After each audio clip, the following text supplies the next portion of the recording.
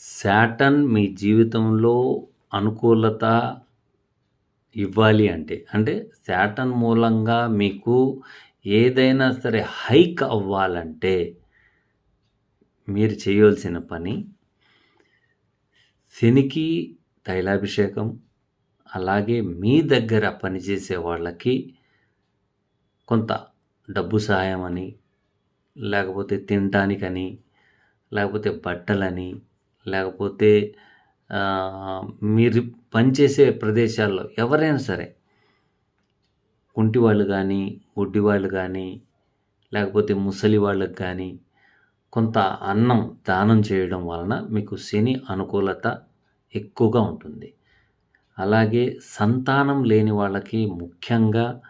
శని అనుకూలత ఏర్పడే అవకాశాలు ఎక్కువగా ఉంటాయి. అయితే